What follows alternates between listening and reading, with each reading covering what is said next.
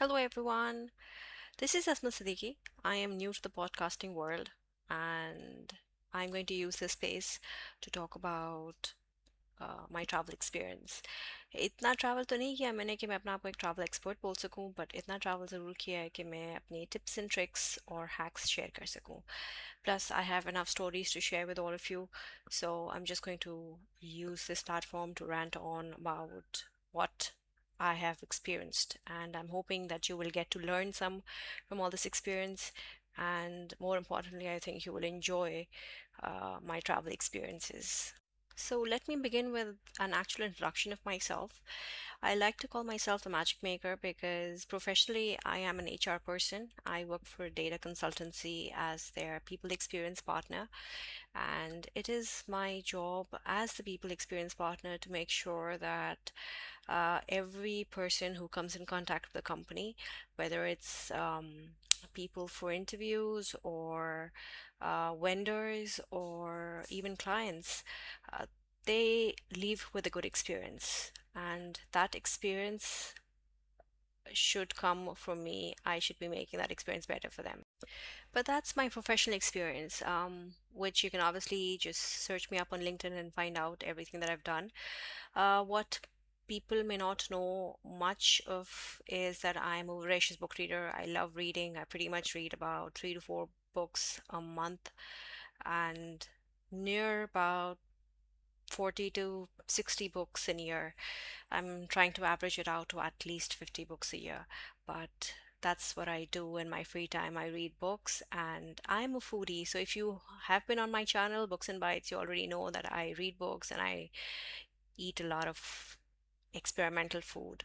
I wouldn't say experimental, but I just go out and eat a lot. I hang out with my friends, and when I say I hang out, it means I'm just like looking for restaurants to try out a new dish, cuisine, or just generally new flavors. Besides that, I am the older of two siblings. I have a younger sister who's married, who's got a daughter, and well, my sister's passed away now, but when she was around, she was the better half of me. So a lot of my adventures have had her around with me, and the one that I'm going to talk about first is our trip to Turkey, which is, I guess, my first international trip, my first international vacation, and it all started because my sister invited me to it.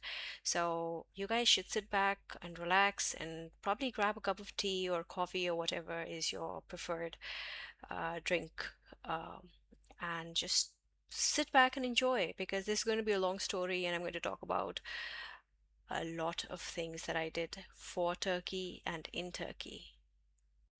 It's been about 5 years since we've been to Turkey, but even now, when we sit down and just reminisce about that time, we still crack up about things that we did then.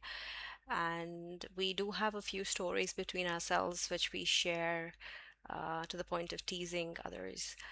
So, travel itself, I think, is a story which needs to be told or written down. I've done both, or at least I'm trying to do both. I have written down my story, but I want to share it in words with everybody who would be willing to listen to it.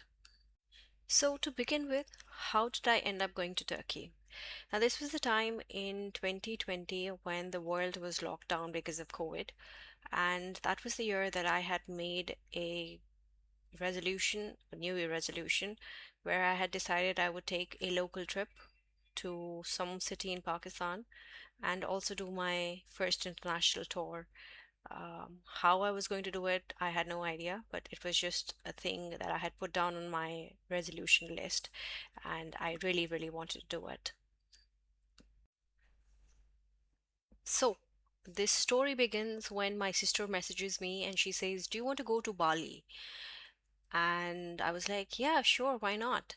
So, I had no clue why we were going to Bali, what was the agenda behind it, or just generally why she asked me this question. I had no clue. She said, "Do you want to go to Bali?" And I said, "Yes." I would literally go to hell for her. Also, because it was a goal of mine, I just had to do it. So during that conversation, I figured that my sister and her friends, are planning this bachelorette trip to Bali. She's got two other friends from university. One of them was getting married, and it was for her that they decided to go to Bali. Now, I was obviously excited because for me, literally, sitting in an airplane and getting out of the country, regardless of whatever city it was, I would have done it very, very happily. Just the idea of traveling was fun for me. Where we're going, it didn't really matter. And who I was going with was important, and that was my sister, which kind of made it all the more better. Initially, I was just a guest on that list. They created a WhatsApp group, added me to it, and my sister and her best friend is Mina. They were discussing things. They were discussing the idea of going. They were looking up places and everything that you could do in Bali. They were trying to figure out how to get the visa done and stuff. And during that, we figured that Bali has closed its border for tourism because of the COVID. So the country was in a lockdown, and unfortunately, we were not going to go to Bali now because we couldn't. So it was kind of a damper on our plans, and I was kind of sad about it, but then we were still determined to go somewhere. And we figured during that time that Turkey is still open for tourism, and I think the entire world was going to Turkey at around that time because it was probably the only country which was open to tourism, and we grabbed onto the opportunity as well. Now, as a guest, I wasn't really giving in too much of my input. I was just one of those quiet spectators in the group where I was observing the conversation between my sister and her best friend. My sister has a brother-in-law um, who is a travel agent. He has done some tours for my sister and her husband previously, so she decided to get in touch with him through her husband to find out what they could do to help us go to Turkey. The thing is, when you're doing your own research, you get a lot of information from the internet, from different sources, and it's kind of difficult to put everything together to figure out exactly what you need because there's just too much of confusion and too much of information coming from different sources, and some of them is not even relevant to you. So we had a different picture in our minds, and then when we got a travel agent involved who was obviously into doing these things, we got a different picture from him. And the problem with him, with my brother-in-law's cousin, was that he somehow took a very long time to reply, which was kind of annoying because we were very excited about things and we wanted to move everything on a really, really fast pace. But because he was so slow in replying, it annoyed us very much, and we weren't getting timely responses from him. So we did a bit of complaining, and then we finally got a hold of one person that he decided to allocate to us. He said, he's your guy, just ask him for the details of the visa and just get everything done through him. He was not exactly an employee, he was an acquaintance of our travel agent cousin, and he was ready to help us on. He would, for family, he would be the guy who helped out with the entire visa processing and the hotel booking and, generally everything that you need in a foreign country. My sister reached out to him again on the message or call, I'm not sure what, and she came back with some information which she shared with us, and she said these are the documents you require for the visa, which was okay. But there were questions that I had, and I kept asking my sister, and my sister went back to the travel agent guy and asked him, let's just recall his name. His name was Essen, and for some good reason, during our conversations with him, or actually not with him, but within ourselves, from Essen, he became Essen Bhai. For some weird reason, I don't know who decided to call him Essen Bhai, but we all ended up calling him Essen Bhai. So SNY was our go-to person for every effing inquiry that we could think of. So everything we wanted to know about hotel booking or the locations or the maps or the transport or anything at all, we would just reach out to him and ask him for it. And he, fortunately, was very responsive. So five distressed women who were very anxious about traveling, he was the guy who could calm them all and who could give absolutely appropriate answers for every question that we had. Now, when my sister would ask him questions and come back, it was a little delay, which kind of annoyed me a bit because I would rather get first-hand information than getting relayed information. So at one point, I got a little tired of this back and forth, I just asked my sister for the number of the guy and asked, I said, I'll speak to him myself. So I got the number, I reached out to him, and he gave me a list of the documents in that same haphazard manner which he shared the list with my sister. But I decided to put everything down in a list form, which was easier to comprehend, and it became easier for everyone else to coordinate that way. And I'm going to take this moment to actually talk about myself being the master of lists. I just love making lists for everything, and my list game is very strong. Now, having the list in place, we all decided to get our documents in line. I was missing one of the biggest document required to travel, which was my passport. Some 13 years ago, I had had my passport renewed, after which obviously I didn't travel, so I didn't bother getting it renewed because who would want to spend so much of money on a passport that was not being used?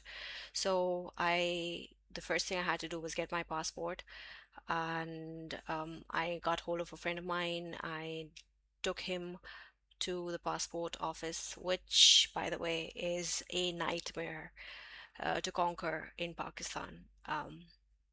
The previous time when I went for a passport renewal, it was with my dad, and for some reason, he dragged me out of bed at 5 o'clock. He said, there are long queues, so you have to get up really early in the morning and be there as soon as possible, which we managed to do. And I was literally out there in the queue at 6 o'clock in the morning. And I spent the entire day just moving from one queue to the next. So this time, when I went all on my own independently, just with my friend, I decided not to go early in the morning. Instead, I said, let's do it in the afternoon. And whoa, you won't believe. It was really smooth. Instead of spending the entire day there in long queues, I got everything done within 35 to 45 minutes. Everything was done. I got my slip which said you can come back in a week and collect the passport, and I was more than happy about it. Now, with the oldest daughters in the family, let me explain to you that we have this Badi Beti syndrome, which is a problem that literally every one of us, the oldest daughters of the family, will have. We have anxiety talking to our parents, asking for permission, because most of the time our parents say no without any cause. And if the younger sibling goes and asks for the permission for the same thing, they'll probably get a yes from the parents. So, because of that, we are very reluctant to ask our parents for things. Also, we need to check the mood of the room. We need to see if our parents are not facing any other problems that we can go and suggest this huge major change. I mean, something like going traveling alone with friends. uh, Traveling alone with friends sounds weird. Traveling with friends, when I say alone, it means not traveling with adults. Although we are adults ourselves, we're pretty much like 30 plus people, um and we could easily travel. But I don't know, parents, Pakistani parents are quite a problem, I'll tell you. So, as oldest daughters, I had the same problem. Zaira had the same problem. She had to read the room before asking her mother for permission. I hadn't even asked my dad for permission yet. I just got my passport renewed, and I was waiting to talk to him. I was a little anxious about that as well, but um, that was not like on my priority list.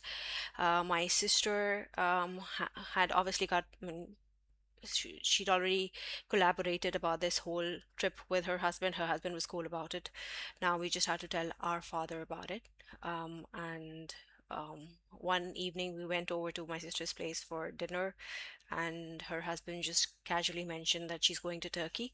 And my father was okay with it. He didn't have any issues because she was married. And then I did the same. I said, I'm going with her too. And my dad was not cool with that for some weird reason.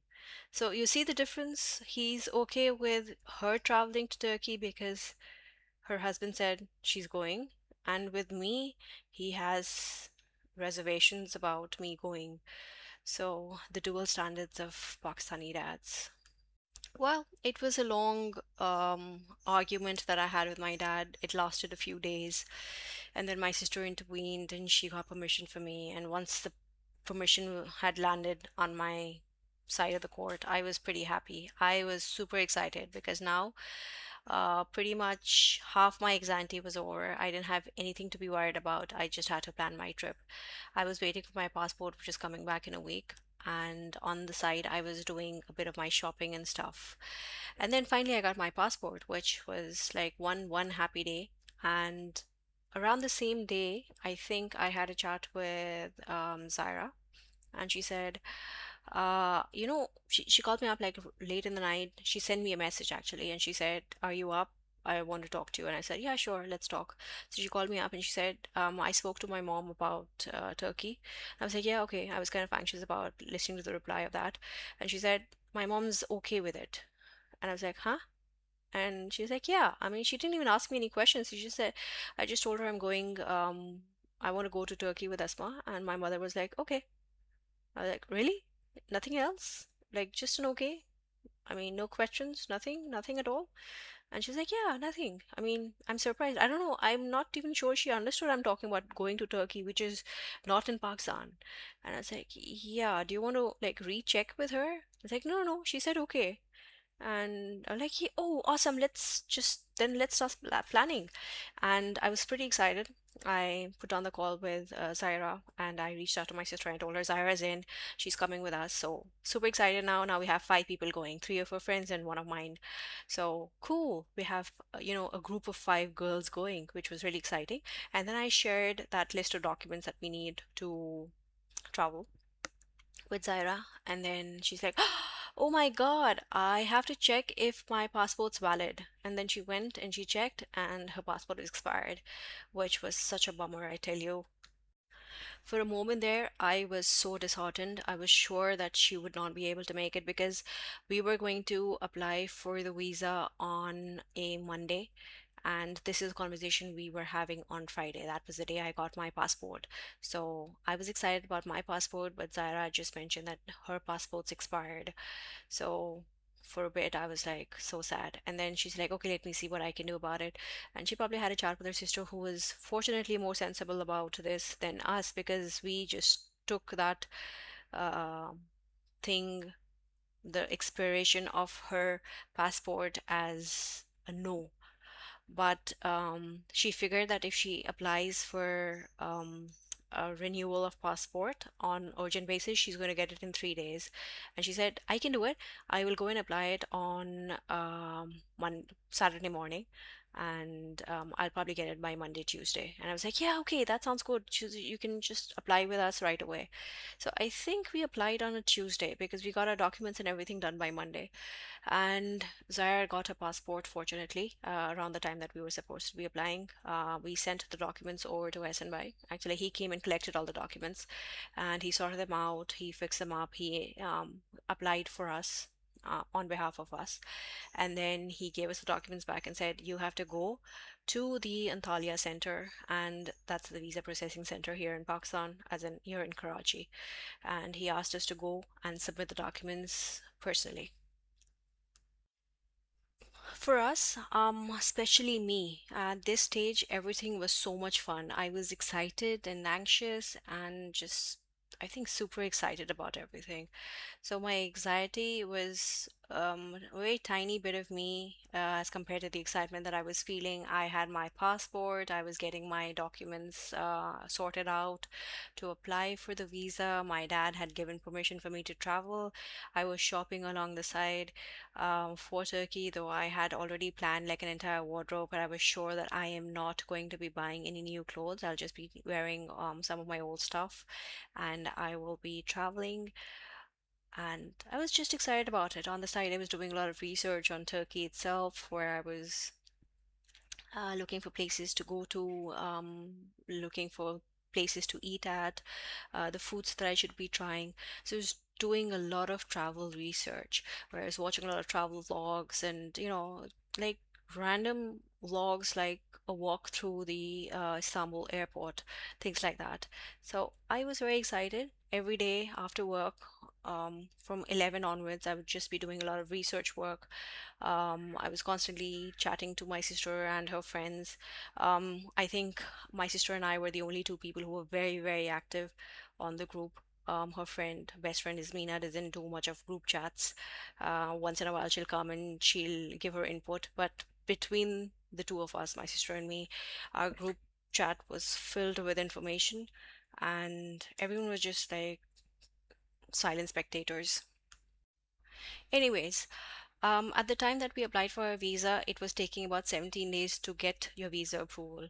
Now, we were traveling on a Monday, and Friday was supposed to be the 17th day, which was the last day of the week before we were traveling.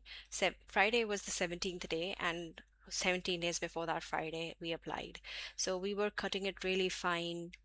We applied literally at the last moment, and just we had our fingers crossed about traveling itself. So we were hoping that we'd get our visas maximum by Friday, and we did not take into account the fact that Friday was a public holiday.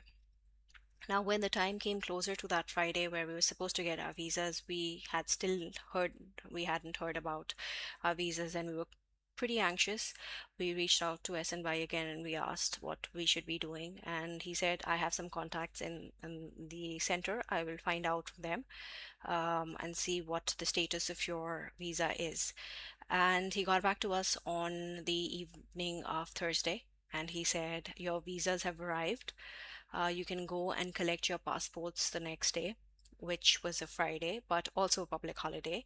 And he said that the center is returning passports on Friday, so you can go. Even though it's a public holiday, it'll be open to return the passports, which was like pretty. Uh, we were very relaxed listening to this. We were kind of happy also. Now, you had to personally go and collect your visas because they wouldn't just give your passport to anyone, although we were all going as a group. So I picked up Asmina. I could pick up my sister's passport because, sister family, I could do that. Asmina had to go collect her own passport. I picked her up and I said, I'll take you there with me. Zaira unfortunately had a class, so she couldn't go with us. So she gave me an NFC and she said, you take the NFC and get my passport, which I did. And then on the way back from her class, she picked up the passport from me. And there's this one picture that we have after we've collected our passports with a visa stamped in. Um, and we were so excited about it. Although we have like masks on and you can't really see our faces, but just with the eyes, you can figure out how absolutely happy and excited we are about it. The day we applied for the visa, we four went together. That was Basma, me, Basma's my sister, if you haven't figured out, Azmina, and Zaira. Was closer to Basma and she picked her up. I picked up Azmina. We both ended up um, driving the other two to the center. We applied for the visa, and when we were there, we figured there were so many weird people applying for the visa. And I'm like, oh, are we going to get our visas based on all these weirdos who are applying? There is a possibility they get offended and not give us a visa. But generally, it was, when the four of us get together, even if it's for some lost cause, we kind of enjoy ourselves. We applied, we submitted our documents, we were excited and happy and um, squeaky, like most girls are. And well, Zaira had to go for class. Azmina, me, and Basma were left. We grabbed something to eat because we had to go to the center really early in the morning, like around 9-ish, which meant we had to leave at home around 8-ish, considering the traffic and everything. Um, it was, the part about applying for a visa, physically going there, giving your documents, and then the anxiety of waiting for a response from the visa center. It's just a different level of excitement. I can't even put it to words because it's this amazing feeling. It's like you've given a test or you're preparing for a test, and then you attempt the test, and then you're waiting for the result and you're anxious and you know you've done well in the test, so you're also hopeful. So it's amazing mixture of feelings that you have when you're in this process. Coming back to the time when we had already submitted our documents, we were kind of free, and Ashana is right next to the Antalya Visa Center, which is in Forum. So we decided to go to Ashana for no good reason. Although I had my wardrobe sorted, I just, my sister was buying clothes for herself, and I said, okay, maybe I should buy something for myself too. And I just like randomly got myself this material for a shirt. And Asmina's mom's a designer, so she designed some shirts out of us, which would look really cool for a party, picnic, travel, tour, whatever.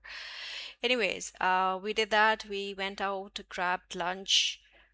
We also went to the Ocean Mall. I'm not sure why we went there. I think my sister was looking for something to buy, which I don't even remember if she got anything, but I got myself a shirt because I don't know why I was spending so much money. It was probably excitement, just randomly getting things.